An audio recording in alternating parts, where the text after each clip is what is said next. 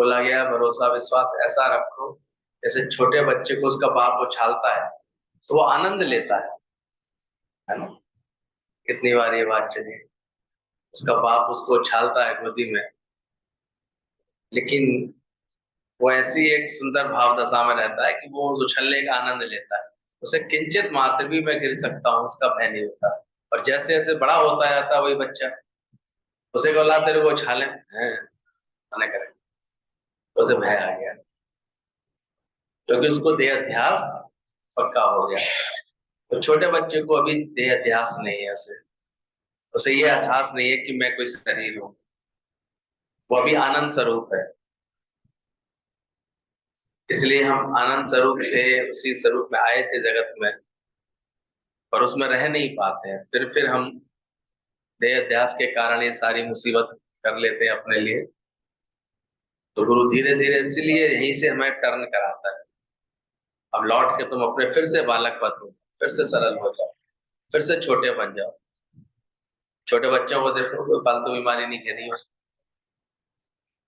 जब भी प्राणायाम कराओ एकदम परफेक्ट कर लेंगे, उल्टा खड़ा कर दो सर के बल तो तुरंत खड़े हो जाएंगे।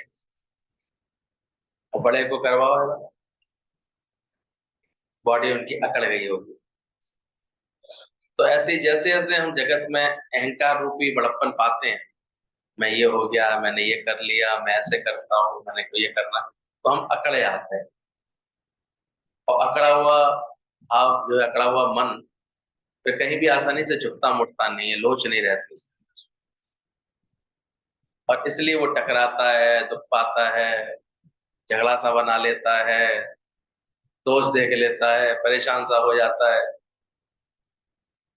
और नहीं तो क्या है, उसको झुकना मुड़ना नम्रता करना आ जाए, उसे कहीं प्रॉब्लम नहीं है, कोई बात नहीं, वो तो शुक्राने का आता है भगवान, हर बात में शुक्राने करता है। और जहां परमात्मा ने जो सेवा सामने रखी होती है उसमें पूरा ईमानदारी से अपना प्रयत्न करता है, इसके अलावा नहीं सोचता। अज्ञान और अंदर में हमारे जो विषयों में आसक्त मन होता है, वो जब सामने सेवा होती है तो उससे जी चुराता है, कार्य ठीक से नहीं करेगा, लापरवाही कर देगा, कोई ना कोई मौका परस्ती कर देगा, कोई ना कोई उसमें झोल डाल देगा। बाद में कभी उसका फल निकल के आता है तो परेशान होता है। कभी कभी कर्मों के अनुसार भी आ जाता है, कोई हिसाब किताब नहीं करता। लेकिन इसलिए फिर भी कहता है गुरु, तुम सत्संग में आकर बैठो और समझो, हालत आए चाहे जैसी, मिटे ना तुम्हारे मन की मस्ती। इतना सत्य से जुड़ के चलो, अपने अपने मन को ठीक रखो, आचरण को ठीक रखो, और विश्वास करो भगवान अगर एक जगह से उतारेगा, उसने दूसरी गाड़ी का दरवाजा खोल रखा हो, पहले उसने उसका व्यवस्था की हो। रिक्शे से उतारेगा तो बस खड़ी मिलती है कि नहीं सामने, जहां जैसे जाना होगा उसे ले आना होगा, वहां वैसा साधन कोई ना कोई उपलब्ध वो कराता है। और सबसे बड़ा तो उसने एक साधन ऐसा 11 नंबर का दे दिया तुम्हें कि तुम उससे आसानी से कितना भी चल सकते हो, बस आदत तुम्हारी बनी रहे। बहुतों को बिल्कुल चलने की आदत ही नहीं होती, बड़े परेशान होते हैं, एक गली तक पार करने में वो अनखते हैं, जैसे अनखनाते हैं, क्योंकि भगवान ने डाला है, उसके अंदर शक्ति डाली है। सत्संग हमको एक समझ दे देता है। तो मांग भी क्या रहे हो भगवान से, क्या भगवान ने पहले नहीं दिया है? एक ज्ञानवान था, तो ऐसे रिटर्न कर रहा था, दिन 2 दिन हो गए थे, उसको कहीं ठीक तरह से भोजन नहीं मिल पा रहा था, किसी ऐसी जगह पर फंस गया था, काफी लंबा चलना पड़ रहा था। क्योंकि ज्ञानवान था, उसको लगा अरे प्रभु ये क्या, एक बार को मन में भाव आया, क्या भगवान आज भोजन पानी का बिल्कुल 2 दिन हो गए, मुझे कोई व्यवस्था ही नहीं। तब उसे एकदम ख्याल आया, नहीं, इतने सालों भगवान ने खिलाया है, अभी क्यों मांग रहा हूँ? क्या देता नहीं है भगवान? जब मुझे ज्ञान है कि भगवान ने गर्भ में पालना की, तो आगे भी वो पालना करेगा, आगे भी पहुंचाए। थोड़ा मांगने का मन हुआ उसे भगवान से, और जिसको ठीक से ज्ञान की समझ आ जाती है वो कभी कुछ मांगता नहीं। मांगन मरण समान। फिर थोड़ी देर बाद उसको लगा अच्छा चलो कुछ मांगता नहीं, लेकिन भगवान से धीरज तो मांग लो, मेरा धीरज चुक रहा है, मेरा विश्वास चुक रहा है, वो तो मांग लो। अभी मांगने के लिए भाविया उठा रहा था, तभी उसे अंदर से एकदम आवाज आई, बोले क्या दिया नहीं है भगवान?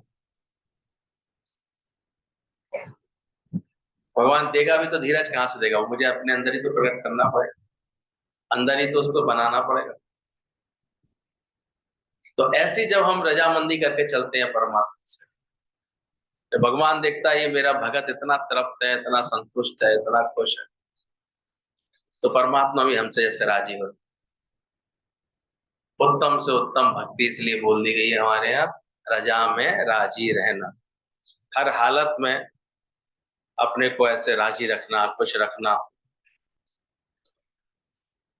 कल भी एक सुंदर एक प्रकरण चल रहा था, एक अष्टावक्र ग्रंथ है, जहां अष्टावक्र मुनि ने राजा जनक, जो एक शास्त्रानुसार परम ज्ञानी, आत्मज्ञानी, मुक्त पुरुष हुए हैं, राजा ही करते करते उन्होंने ऐसी मुक्ति को पाया। उनको शास्त्रों के अनुसार सीता के पिता भी बोला जाता है। एक जनक एक पदवी भी बन गई है कि जो भी ज्ञान को उपलब्ध हो जाता है वो जनक बन जाता है। उन जनक को भी जो ज्ञान मिला था वो एक अष्टावक्र मुनि से मिला। अष्टावक्र थे जो जनक से छोटी अवस्था के थे, उनके 8 जगह कुंवड़ थे शरीर में। जन्म हुआ था उनका किसके साथ हुआ था? कुंवड़ के साथ। हाथ पैर भी उनके तिरंगे, पैर भी उनके टेढ़े, पीठ में भी कुंवड़, गर्दन में भी कुंवड़, अष्टवक्र थे उनके। 8 जगह से वो आड़े टेढ़े थे। लेकिन ज्ञान किसी चीज का मोहताज नहीं होता। आत्मज्ञान की ऐसी उनके अंदर जागृति आई कि समय आने पर वो राजा जनक के गुरु कहलाए। राजा जनक को भी उन्होंने ये मोक्ष का ज्ञान दिया। तो उनके बीच के जो संवाद हैं, उनके बीच की जो बातें हैं, वो हम लोग आजकल पढ़ रहे हैं। चौथे प्रकरण का सूत्र है, यथार्थ है कि भोग लीला में खेलने वाले आत्मज्ञानी और धीर पुरुष की बराबरी संसार से लिप्त पुरुषों के साथ कदापि नहीं की जा सकती। बड़ा समझने योग्य बात।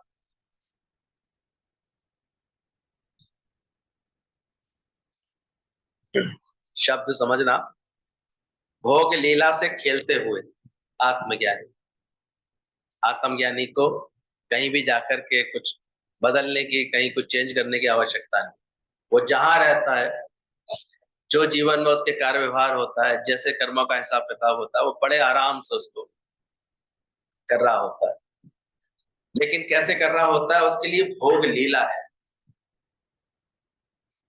और लीला जिसको समझ में आ गई उसके चेहरे की लाली कभी खत्म नहीं होती। अज्ञान की वजह से हम अपने को देह मान करके बार बार उस लीला के रूप बन जाते, उसमें अटक जाते हैं, उससे सुख दुख पाने लगते हैं।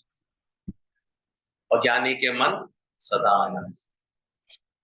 तो बोला गया भोग लीला से खेलते हुए आत्मज्ञानी और धीर पुरुष, ये भी क्वालिटी उसके अंदर आई जाती है ज्ञान से, वो धीर धैर्यवान हो जाता है, धीरज रखने वाला होता है, अधीरज नहीं बनता कभी भी।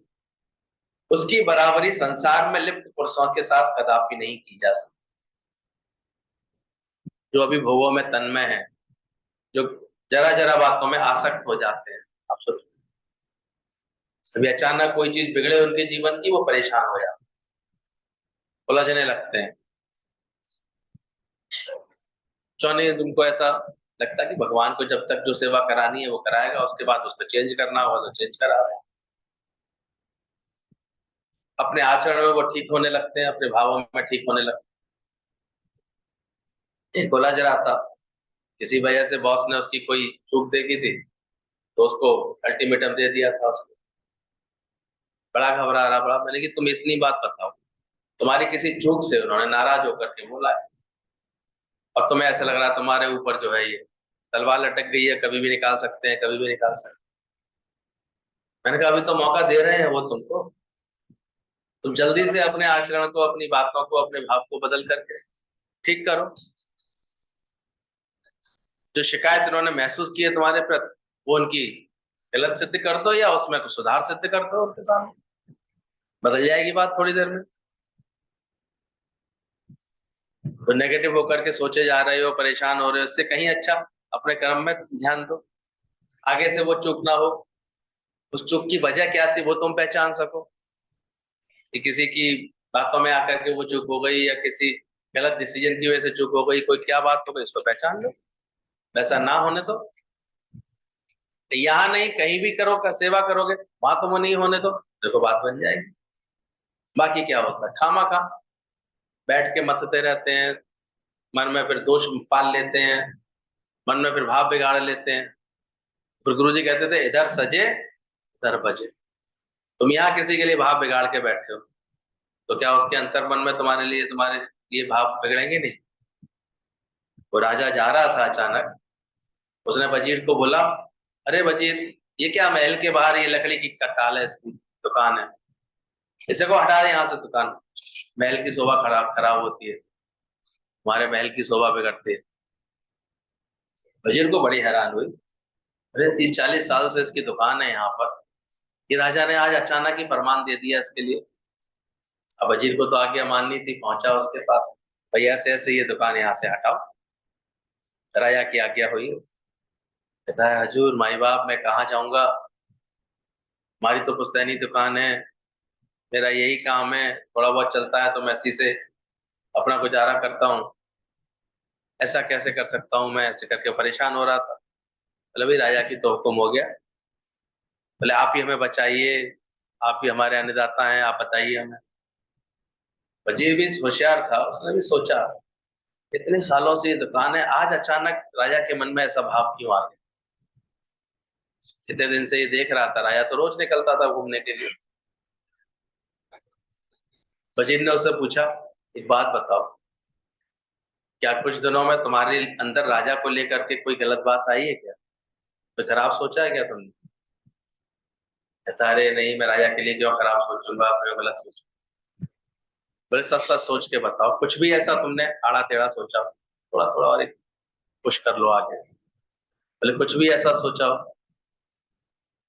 कहता है सच बताऊं, कल परसों ही मेरे मन में एक ख्याल आ रहा था, चंदन की लकड़ी मेरी नहीं बिक रही थी, तो मुझे बार बार ये लग रहा था कि राजा मरे तो ये चंदन की लकड़ी मेरी बिक जाएगी। वजीर मुस्कुरा दिया, बोले पागल, यहाँ तक सोच लिया। मैंने सोचने में कहाँ तक सोच लेता। बोले तूने क्या सोच लिया, राजा की मृत्यु तक की कामना कर ली कि राजा मरे तो ये लकड़ी, चंदन की लकड़ी तुम्हारे काम आ जाएगी।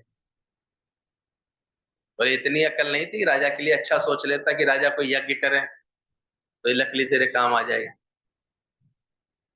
कहता हाँ गलती हो गई, गलती हो गई। वजीर तो जानता था, ज्ञानवान था, कि व्यक्ति की इधर सजे उधर बजे। इसने राजा के लिए ऐसा भाव उठा लिया है, तो राजा के अंदर भी संकल्प आ गया। कहता मैं कैसे अब करूं, मैं माफी मांगता हूं, मैं आगे से ऐसे ही सोचूंगा कि महाराजा का यश हो, राजा की कीर्ति बढ़े, राजा कोई बड़ा यज्ञ करें और मैं भी उसमें सहयोग दूं, ऐसे करके सोच। दूसरे दिन राजा वजीर से कहता अरे रहने दो, परेशान होगा अभी, उसके रहने दो, आगे हम जल्दी यज्ञ करेंगे ना तो उसकी लकड़ी काम में ले लेंगे तो ये आड़ खत्म हो जाएगी। जो बाहर तक लकड़ी लगा रखी है ना इसने, उसकी लकड़ी क्या था ये सारा खेल। इधर सजे, तो कभी इस प्रिंसिपल को हम ठीक से विचार करते हैं, क्या सजाने लगे, जो सजाओगे वैसा बच जाएगा। इसलिए अंदर में सावधान, अपने अंदर कर। कोई भी कैसी भी तुम्हारे लिए परीक्षा लाए, पर तुम देखो तुम अपने भावों में दृढ़ हो, मजबूत हो, अपने किसी के लिए भी तुम गलत तो नहीं सोच रहे, वरना ये चुपचाप में ये घटना घटने लगती है अपने आप ही। इधर सजे, इधर भाव बिगड़ा, उधर तुम्हारे लिए। तो मन अंतर से बुरा मिटाना, दिखे सकल सृष्टि से, सारी सृष्टि तुम्हें साजन का रूप दिखाई दे।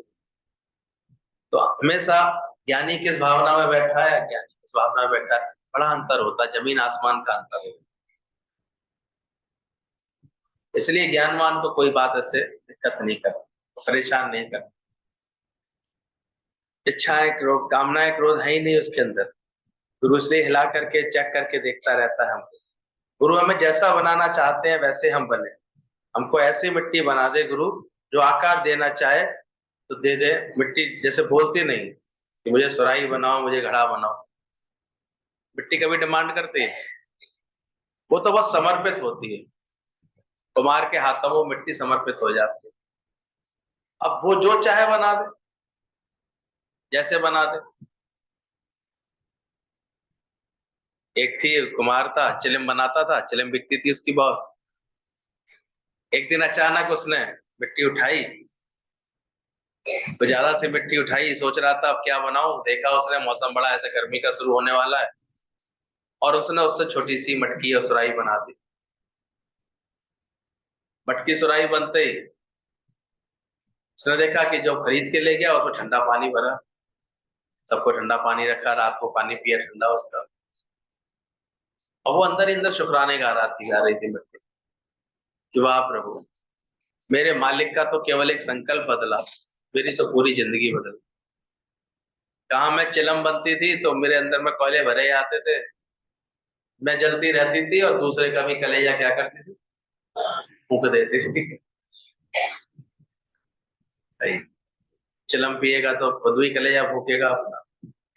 और चिलम भी काली पड़ आती थी जलते जलते। बोले शुक्र है इसका एक विचार बदल गया और इसने मुझे क्या बना दिया, मटका बना दिया। तो ऐसे ही क्या हम परमात्मा का शुक्राना करना सीख जाते हैं। कितनी बार चीजें तुमने वैसी सोची भी नहीं थी, लेकिन भगवान ने वैसा बना दिया, वैसे रास्ते साफ कर दिए होंगे, वैसे चीजों को अच्छा कर दिया होगा तुम्हारे जीवन में। क्या कभी पहले उसका शुक्राना किया?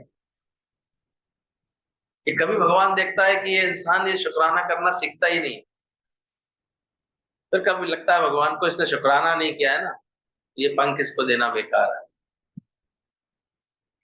तो चिड़िया के पंख नहीं थे और उसको उड़ नहीं पा रही थी, तो भगवान ने क्या कहा उसको, इसने शुक्राना नहीं किया। तो ऐसे हम अपने मन को बड़ा कुंठित रखते हैं, परेशान रखते हैं, दुखी रखते हैं। तो सत्संग में आकर के बैठते हैं, इसलिए गुरु बुलाता है, तो एक समझ आती है कि हम कर क्या रहे हैं। इतने दिन भगवान ने सहूलतें दी, आराम दिया, अन्न दिया, धन दिया, क्या कभी उसकी शुक्र अदायगी की? कभी बैठ करके उसका शुक्राना किया? कभी भलाइयां देखी भगवान? जब से हम लोग ऐसा करने लगते हैं, उसके बाद से देखो अपने आप खुद का ही मन इतना हरा भरा हो जाता है, खुशी में आ जाता है, और सब कुछ बदला बदला सा दिखाई देता है। अब शुक्राने निकलते हैं अंदर से, वाह भगवान तेरे लाख लाख वरना तो हमारी सोच से फिर हमको ऐसी ऐसी चीजें बन जाती हैं। बहुत दिनों तक तो डॉक्टर ही नहीं समझ पाता है काय बात से बीमारी है, क्या थकावट है, क्यों सुस्ती है, क्यों चिंता है, किस बात का। खुद भी नहीं समझ पाते है क्या बात, बात क्या है। लेकिन होती सिर्फ इतनी सी बात है कि हम जो सही तरह से हमको भगवान की हर वक्त शुक्राना करना था, वो नहीं कभी हमने किया होगा। और क्या चाहिए भगवान को, सोचो भगवान वैसे मांगता तो कुछ भी नहीं, पर शुक्राने जैसे ही उस चिड़िया ने करने शुरू किए, उसने प्रेम के जैसे आंसू बहे तो उसके इर्द गिर्द पानी का इतना तालाब बन गया, उसके पंख आने शुरू हो गए, और फड़फड़ा करके चहकने लगी, उड़ने लगी। नारद जी बोले भगवान आपने तो कहा था 7 जन्म में भी नहीं इसके बदलेंगे भाग्य, इसके तो अभी 10 मिनट में बदल गए। बोले देखा नहीं, मेरी बात उसने कितनी जल्दी समझ ली, और क्या करना शुरू कर दिया। जब हम गुरु की ये बात को जल्दी कैच कर लेते हैं और तहे दिल से अपने जीवन की हर बात के लिए प्रभु तेरा लख लख शुक्राना, लाख लाख शुक्राना प्रभु तेरा, गा सकते हैं? गा के देखो, उसकी भलाइयां देखो। दादा भगवान के दामाद का बेटा था, तो उसको ऐसे दूसरा विश्व युद्ध चल रहा था, तो उसको कहीं पे था तो गोली लगी थी, सेना की किसी सेवा में था, गोली लगी थी तो उसको बिस्तर पर लेटना पड़ा था। दादा ने लिटरली उसको जो है बधाई पत्र भेजा, मैं तुमको बधाई देता हूँ, अब तुम सेवाओं से मुक्त होकर के कुछ समय 5-6 महीने बिस्तर पर बिताओ। तुम्हारे को भगवान के दूत आएंगे, प्रेमी आएंगे, वो तुमको ज्ञान का कोई उपदेश देंगे। मेरी नजर में ये बड़ी बधाई की बात होगी तुम्हारे से। अब तुम शुक्राना करना सीखना भगवान। और होता है इसका उल्टा, जब कोई हालत परिस्थिति ऐसी आती है तो इंसान उस टाइम को और ज्यादा वेस्ट कर देता है, सोचा विचारी परेशानी उलाने में।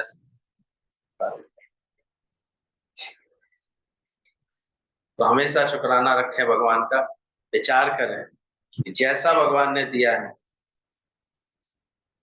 गुरु मिलता है जीवन में तो अंदर से अभ्यास करा देता है, मैं में मेरे में मेरा अस्तित्व ना रहे। ये जीते जी you die before you die, दादाजी बोलते हैं। गुरु के पास जाकर भी हम जवाब भी नहीं भी देते हैं तो एक्सप्रेशन बदल जाते हैं हमारे। इतनी जल्दी हमारे अंदर में सही बात समझ में आ जानी चाहिए कि है क्या दुनिया का नजारा। कहते सिर्फ एक मुर्दा देखा था बुद्ध भगवान ने, उसी क्षण उनके अंदर वैराग्य आ गया, बात समझ में आ गई कि है क्या, क्यों अटकते रहते हैं बिना ज्ञान के, क्यों जगत पे इतना अटकते हैं। एक राजा सारे राज्य में घूमता था, जब वो रथ पे बैठा हुआ था जा रहा था तो एक बुजुर्ग भिखारी गठरी लेकर के सर के ऊपर रख करके जा रहा था। अब राजा को करुणा आई कि भाई इतने उम्र है देखो ये बाबा चल भी नहीं पा रहे। उन्होंने इशारे से बोले बाबा को आवाज देके बोले आओ बाबा इस पे बैठो, रथ पे बैठ लो मेरे साथ। अब बाबा रथ पे तो बैठ गए, लेकिन वो पोटली उतारे ही नहीं नीचे। मैंने कहा बाबा पोटली तो उतार के रख दो। आप रथ में आ गए, बोले नहीं राजा साहब माफ कीजिएगा मैं पोटली नहीं उतारूंगा। ये क्या हुआ? अरे आपने मुझे ही चढ़ा लिया, यही बहुत बड़ी कृपा है, पोटली का बोझ और रखूं आपके रथ। राजा ने विचार किया और उसे हंसी आई, बोले देखो कितना नादान है, खुद चढ़ गया पूरा का पूरा और अब ये क्या सोच रहा है पोटली का बोझ थोड़ी रखना। ऐसे हम सब उस परमात्मा के रथ पर सवार है, पूरे के पूरे उस पर आधारित है। वो सब कुछ हमारे लिए इतना अन्न धन सब दिए दे रहा है, किए दे रहा है। कभी देखिए उसकी सुंदर कुदरत को निहारा है, कैसे एक छोटे से बीज से कितने बड़े बड़े दरख्त खड़े कर देता है। कितनी भी बाढ़ आए भूकंप आए सब आए उसके बाद भी वो कितनी कहां से कहां पैदावार बढ़ाता जा रहा है, कितना देता जा रहा है। ढेरों के ढेरों आलू इस जमीन से निकल आते हैं हर साल, कोल्ड स्टोरेज भरते जाते हैं। उनकी संख्या बढ़ानी पड़ती है, फिर बार बार उनकी कैपेसिटी बढ़ानी पड़ती है, और फिर भी कहीं 1 इंच जमीन नीचे नहीं धस रही है। देखो उसकी कुदरत कितनी न्यायकारी है, कितना दे रही है। देंदा दे लेंदा थक पाया, जुगा जुगंदर खाई खाया। पर हम उसी नादान बुड्ढे की तरह कहते रहते हैं ये अपनी पोटली थोड़ी रखें। अपनी चिंता तो हमें करनी पड़ेगी, हम नहीं करेंगे अपनी अपनी चिंता हमें नहीं करनी पड़ेगी। लेकिन जो गुरु से ये रमच सीख लेते हैं, चिंताएं छोड़ो सारी, सपने ना देखो कल के, पूर्ण गुरु मिला है रहे क्यों ना, तो वो हल्के हल्के रहते, वो शांत शांत रहते। कभी बैठ करके फिर भगवान के भक्ति के गीत गुनगुनाते हैं, भगवान की रहमत की बातें करते हैं, शुक्राना करते हैं, जिद में नहीं रहते। वो हर एक को प्रसन्नता कैसे देनी है ये उन्हें आर्ट होती है, समझ जाते हैं। पिछली बार भी ये बताया था कि वो और ग्रहों को शांत करने नहीं जाते मंदिर दिखाने, वो जानते हैं अगर सूर्य ग्रह को शांत ग्रहण नहीं लगने देना है तो अपने पिता को खुश रखते हैं। चंद्र ग्रहण को चंद्रमा को शांत रखना है, चंद्रमा को से की कृपा पानी है तो अपनी माता को खुश रखते हैं। सूर्य पिता के रूप है और चंद्रमा माता के रूप, पत्नी शुक्र का रूप है। भाई शुक्र है, जो समझदार होते हैं वो अच्छी तरह ये बात जानते हैं वो राजी है कि नहीं। अगर वो राजी है तो तुम्हारा वीनस राजी है, ध्यान रखना, तुम्हारे हर कार्य में चमक होगी। जिसकी पत्नी राजी नहीं है अपने किसी दोस्त को भी घर नहीं बुला पाता, सोचो बुला पाएगा? तो रोड पे चलिए। ध्यान रखना, शुक्र का राजी होना कितना कितना आवश्यक है। इस साइड ही बैठ जाओ, खुले में बैठ जाओ, विचार किया करो। हमारे जीवन में गुरु, हमारे जो सहयोग करते हैं, हमारे संग रहते हैं, वो राजी हैं? हमारा अड़ोस पड़ोस हमसे राजी है, आनंद प्रमोद में रहता है? क्या गुरु, एक बृहस्पति ग्रह, नव ग्रह में बृहस्पति भी आता है, वो राजी है हमारा? हमारे आचरण से, हमारे ज्ञान से, हमने जो ज्ञान गुरु का सुना है उसको अपना रहे हैं जीवन। तो सारे ग्रह हमारे, अगर ये राजी रहते ना, हमारे ये सब जो भी इर्द गिर्द रहते, तो ये सब राजी हो जाते, सब कुछ रह लेते। और जिसके सर्व ग्रह राजी हैं, उसका कोई अनिष्ट कर सकता है? कोई पूजा पाठ कराते हो, क्या करवाते हो पंडित से? पंडित जी वो ग्रह वाली पूजा भी करवा देना। तो पंडित जी चौगड़िया बना करके, 9 खाने बना करके उसमें अगड़म बगड़म करते रहते हैं, तो तब शनि तो उसका एक पैटर्न, वही सेट है उनका, उसी करते हैं। नवग्रह के नाम लेंगे आराम से, इनको समर्पयामी कराएंगे, इनको भी तो दीदी इनको राजी कर दिया। चल, बच्चे ग्रह रूठे हुए हैं तुम्हारे, अपनी बातों से, अपने बोलचाल से अपने बच्चों को रुठा देते हैं, या उनसे खुद रूठ जाते हैं। तो ये ग्रहण लग जाते हैं हमारे जीवन में। जिसके जीवन में ग्रहण लगे हुए हैं, कैसे आनंद में पाएगा? इसके ग्रह अभी सुधरे नहीं है, दशा सुधरी नहीं है, उसको आनंद आया है? इसलिए उसका आनंद बिगड़ता है। तो सत्संग हमको ये सारा सब तरफ से हमें हमारे ग्रहों को सुधारने का मौका देता है कि कैसे ग्रह बदले हमारे जीवन, विचार बदले हमारे, समझदारी आ जाए हमारे जीवन, कैसे सहज आनंद स्वरूप होकर के चले, प्रेम स्वरूप होकर के चले। बस ये युक्तियां हमें सत्संग से मिलने लगती है धीरे धीरे।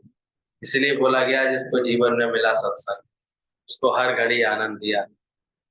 बस हमको ये समझ आ जाए, जो हम ये सोचते हैं ना, मेरे ऊपर कोई जिम्मेदारी है, मेरे ऊपर कोई बोझ है, मैं नहीं करूंगा तो कैसे होगा, बिल्कुल शांत करके बैठो, गुम होके देखो नजारा।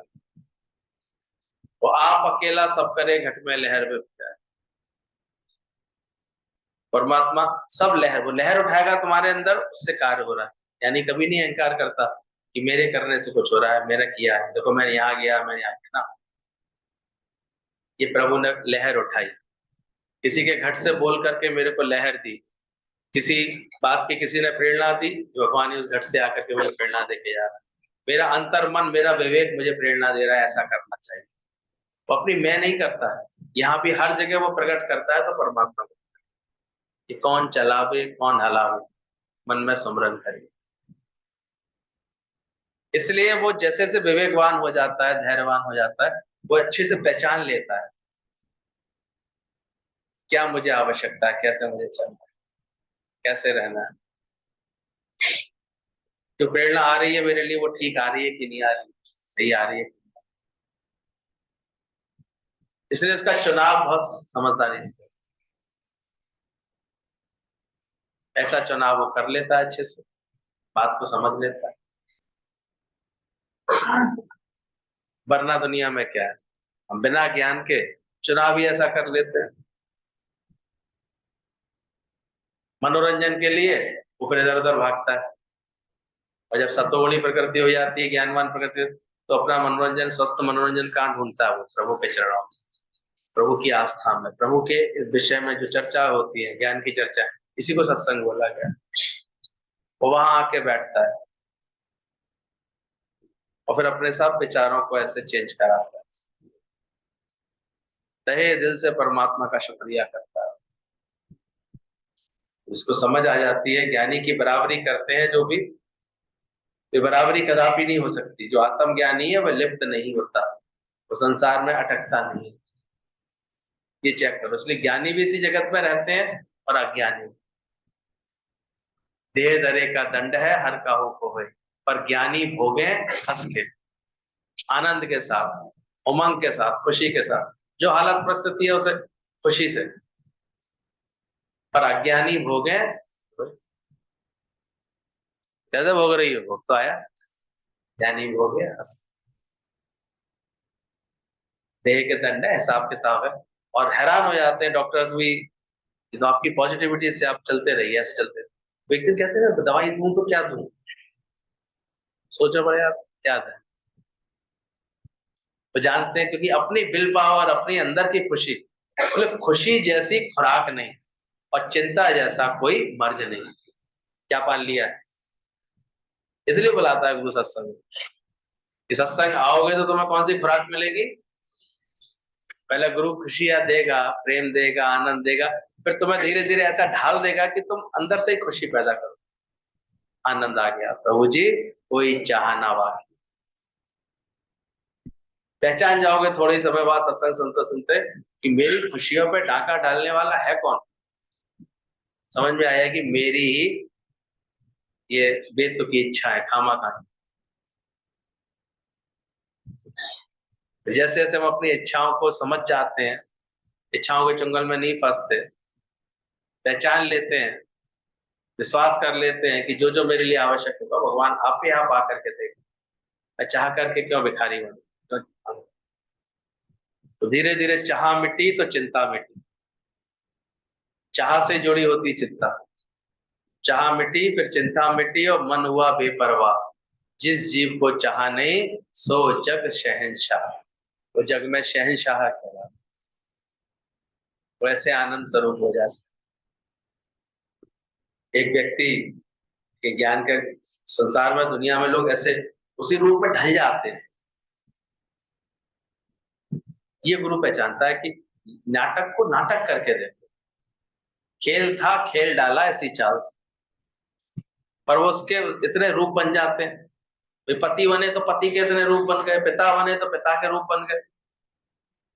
इसलिए फिर पति तो बचाए की पत्ती खोलती रहती, पत्नी माने जो तनी रहे, माँ माने जो मेहताबी की तरह चक्कर काटती रहे, बेटा बेटा परेशान होती। ये सब पता है।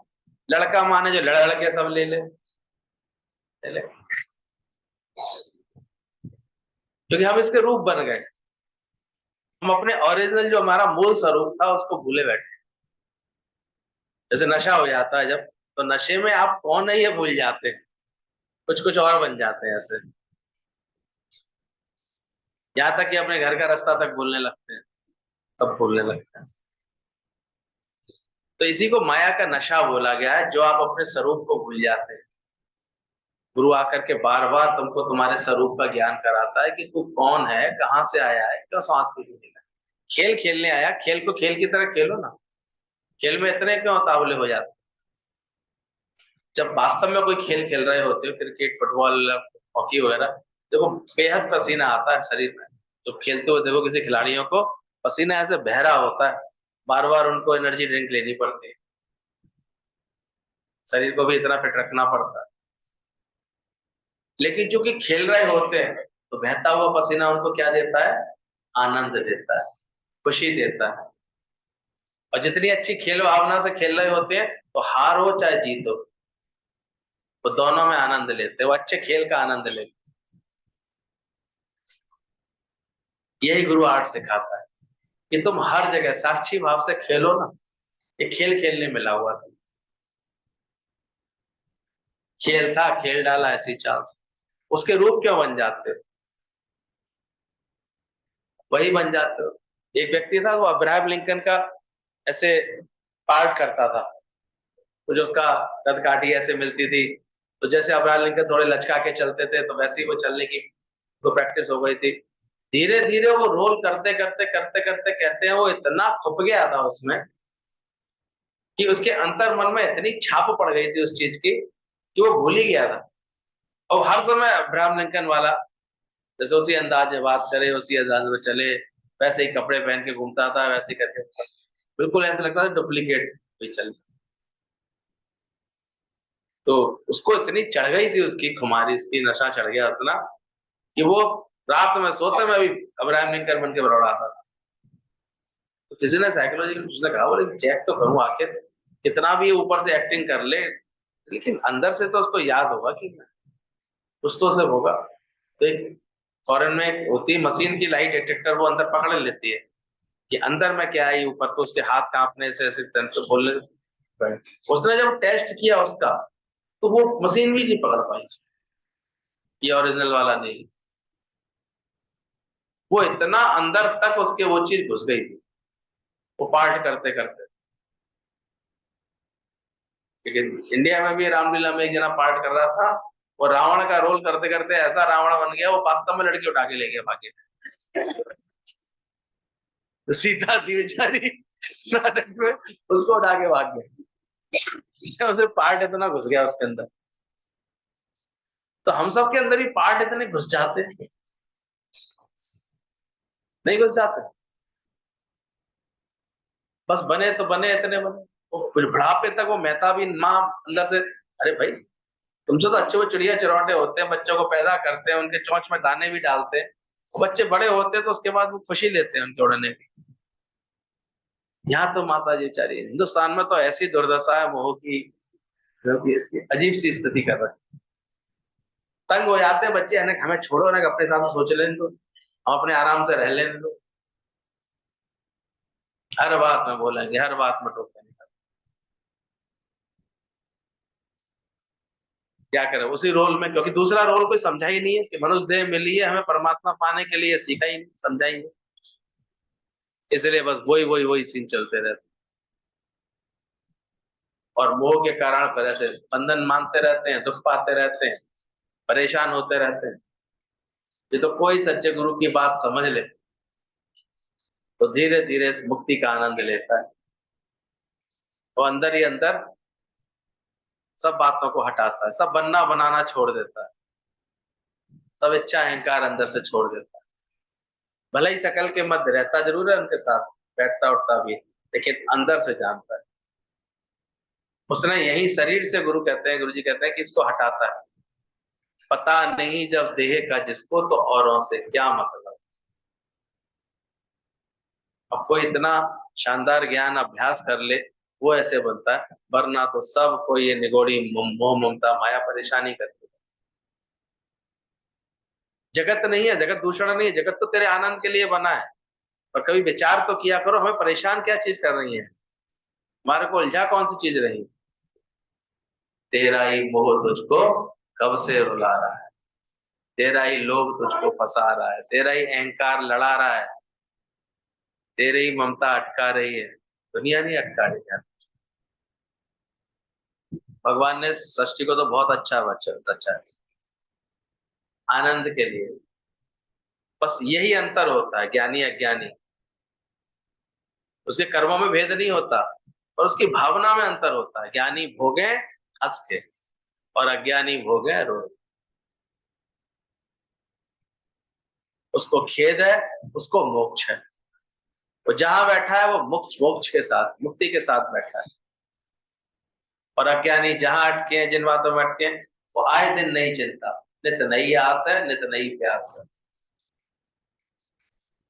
आओ तो जल्दी से अपने ज्ञान के अभ्यास को पूरा करो और समझो गुरु की बात, चेताओ अपने मन को, प्रैक्टिस करो। इसलिए गुरु की आवश्यकता होती है, क्यों गुरु की इतनी महिमा बोली गई। वो धीरे धीरे अपने पास खींच खींच के, भू भू करते करते करते करते, एक दिन तुम्हें तुम्हारे स्वरूप का बोध कराता है कि तू कौन, कहां से आया, अपना मूल पहचान, अपने को जानो, और इतने उस रोल में खो मत जाओ। देखा करो, इतने अटक जाते हैं, इतने दुखी सुखी हो जाते हैं, उसी का रूप बन करके फिर परेशान होते रहते, हासिल होती है हैरानी। जबकि ये उतार चढ़ाव माया में तो रद्दोबल होते ही रहेंगे, नहीं है? कुछ ना कुछ बदलाव आएगा, कुछ ना कुछ होगा। तुमने अडेप्टिव नहीं बने हो, तुमने अपने अंदर सुधार नहीं किया समय समय पर, तो कहीं ना कहीं से कुछ ना कुछ ऐसे मिले। इसलिए ध्यान रखना, कर्म करते समय हमेशा चेतना रखना, आलस प्रमाद से अपनी प्रकृति को दूर रखना। योगा कर्मसु कौशलम। और आने वाले समय में तो और अधिक समझ लेना। पहले तो मुझे लगता था कि किसी को भी, कोई भी, क्योंकि नौकरियां देने की थी, लोग कम पढ़े लिखे होते तो जो नेट पढ़ा लिखा मिल जाता तो मिल जाती थी। इस वक्त स्थिति बदल गई है, बड़ा कट थ्रोट कंपटीशन है एकदम से। उसको बचा भी दिया था ना, समुद्र में से निकाल लिया था, पानी में गिर गया था वो। जैसे उसे पता लगी अच्छा हुआ तूने मुझे निकाल दिया, मुझे फलानी जगह इंटरव्यू देने जाना था, उसने वही रस्सी छोड़ी, वो तैयार होकर पहुंच गया उसके। ये तो स्थिति है। इसलिए क्या कर रहे हो क्या नहीं कर रहे हो, ये ज्यादा चर्चा भी मत किया करो आज के समय में, नहीं, क्योंकि तुमसे ज्यादा जरूरतमंद दूसरा बैठा होगा बस। कैसे चलना है, कैसे रहना है, ये भी अक्ल होनी चाहिए।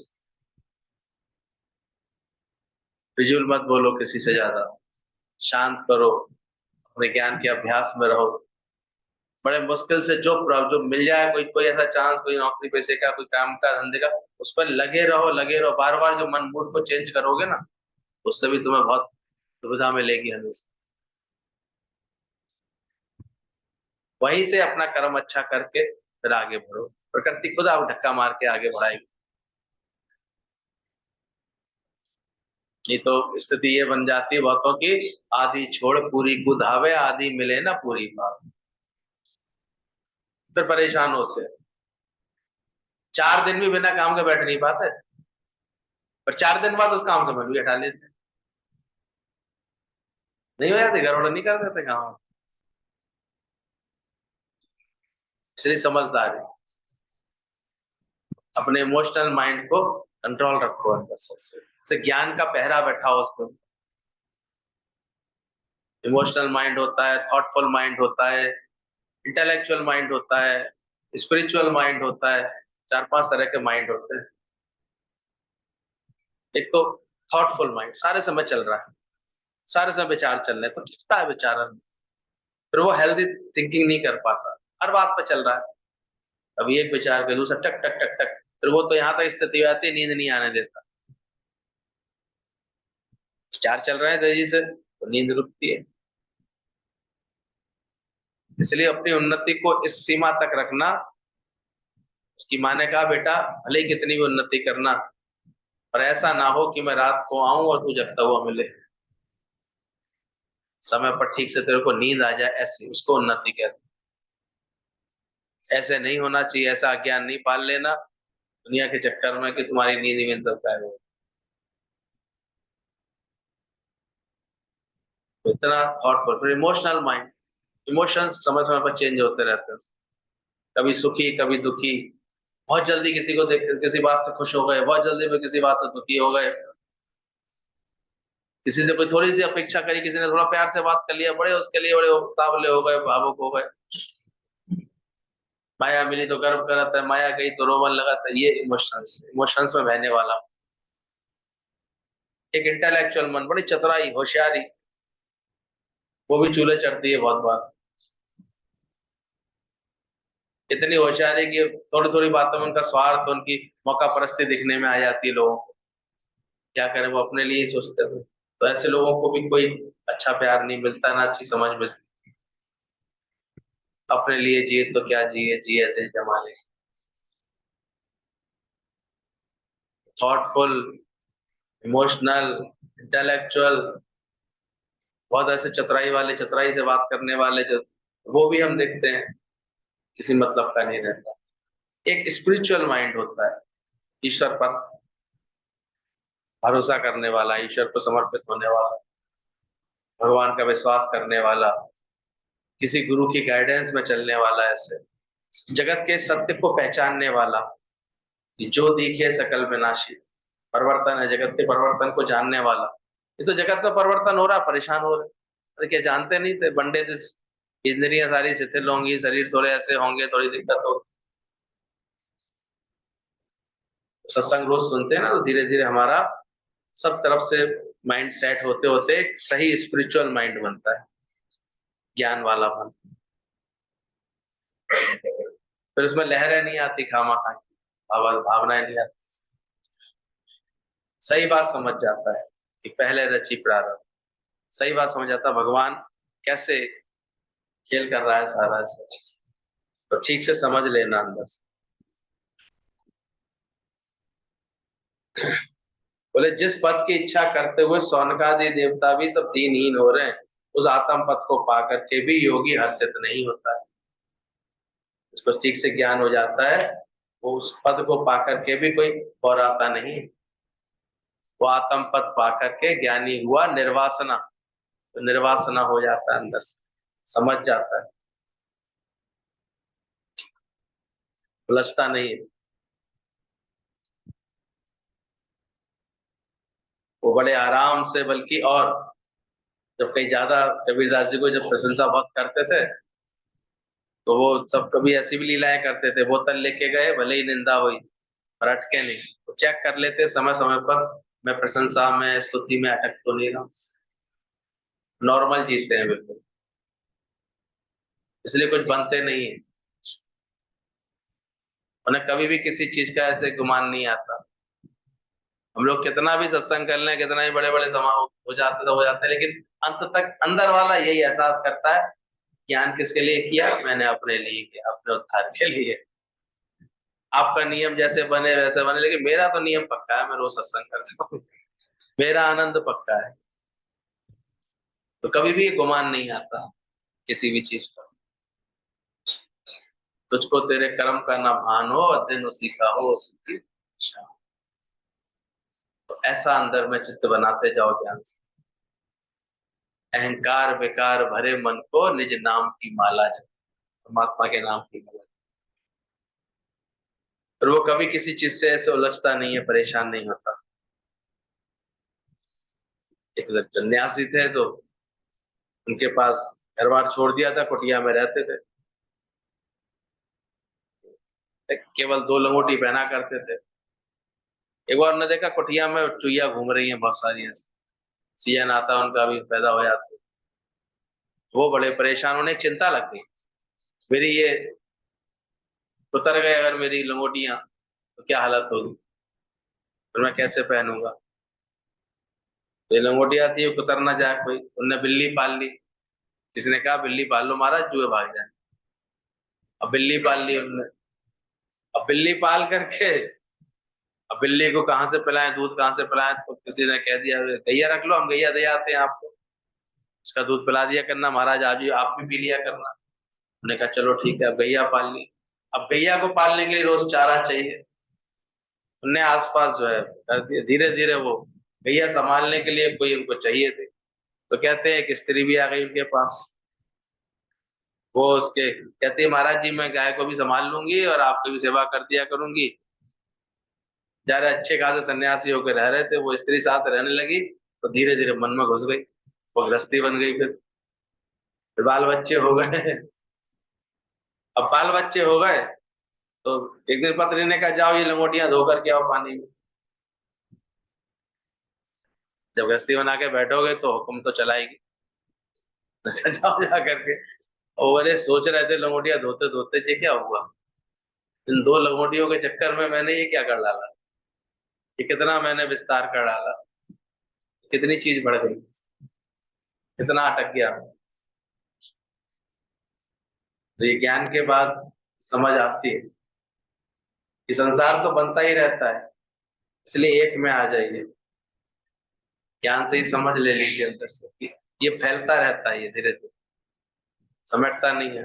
अब देखा करो, बड़े खुश होते हैं पूरी पूरी फैमिली फोटो को देख करके, दिखा करके बड़े खुश, लेकिन ये देखते हैं कितने फंस जाते हैं इसमें इंसान, कितना उलझ जाता है।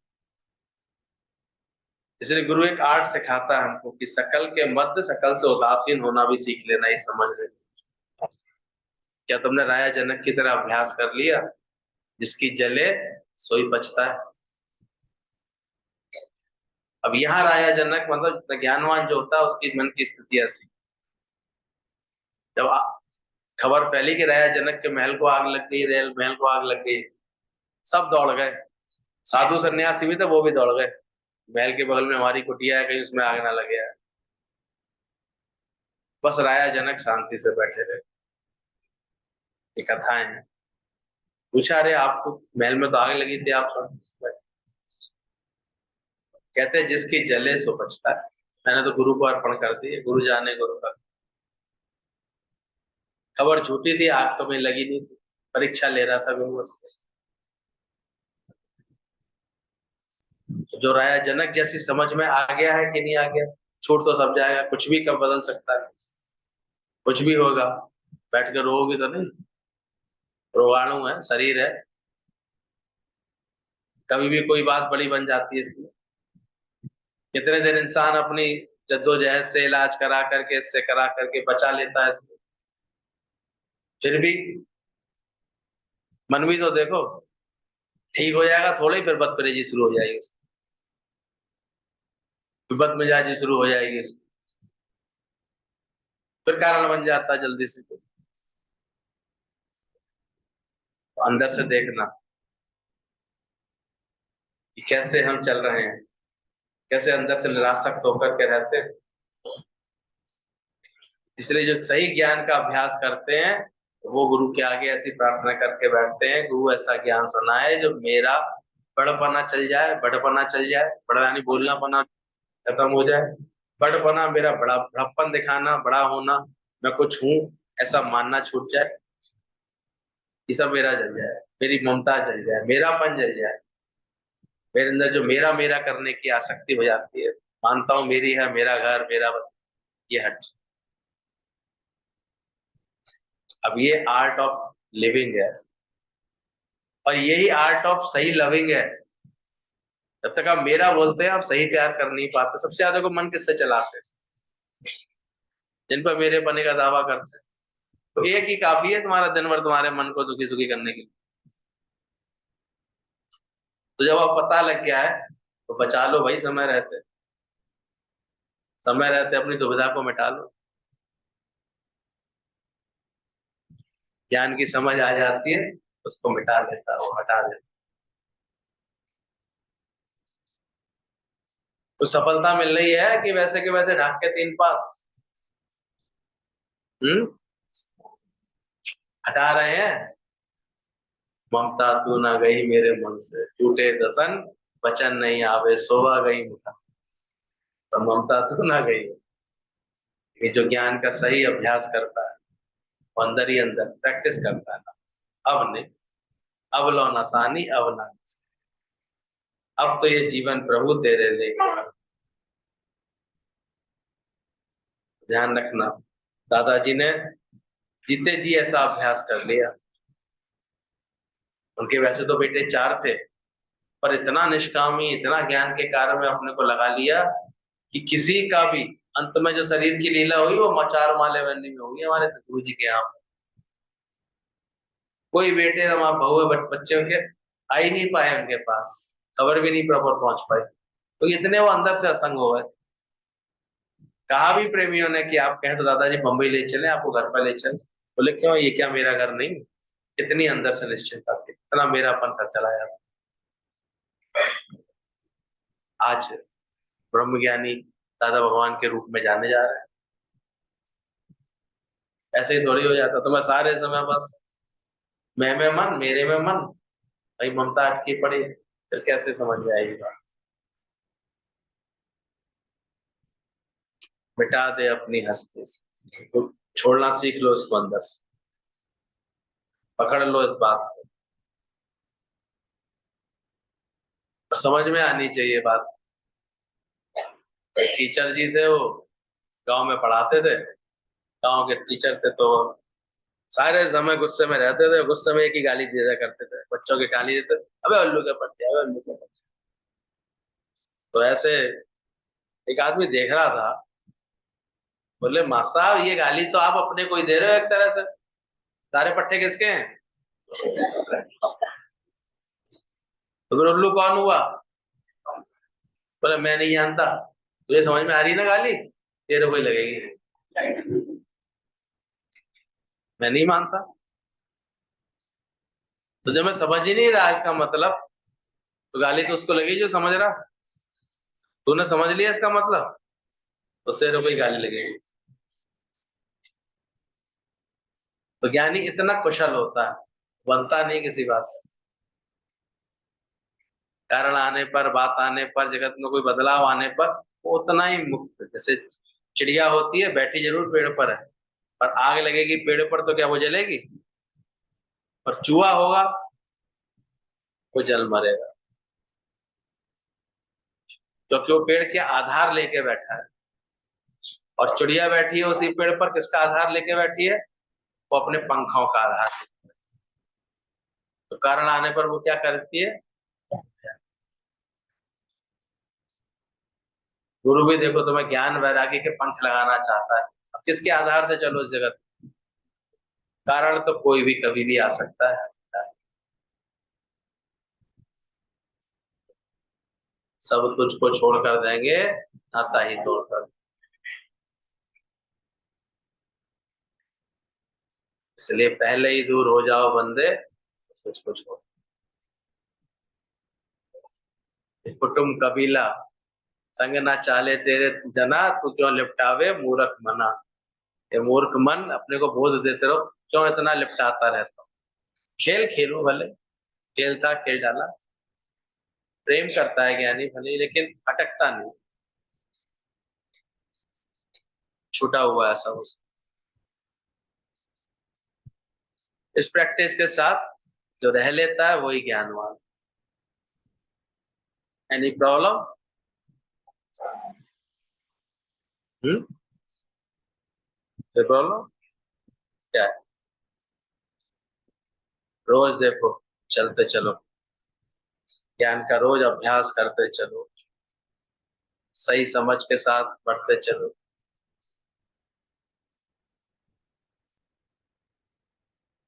अभ्यास अपना पक्का कर लो, पता नहीं जब देह का जिनको तो औरों से क्या मतलब।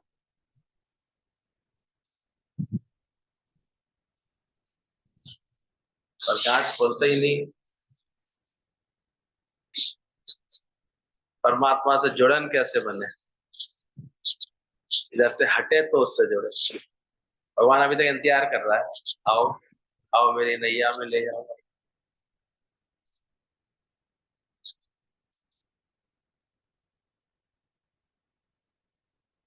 कौन तैयार है? आओ मेरी नैया में, नैया में तो आना ही पड़ेगा। राम नाम की नैया लेकर सदगुरु करें पुकार, आओ मेरी नैया में।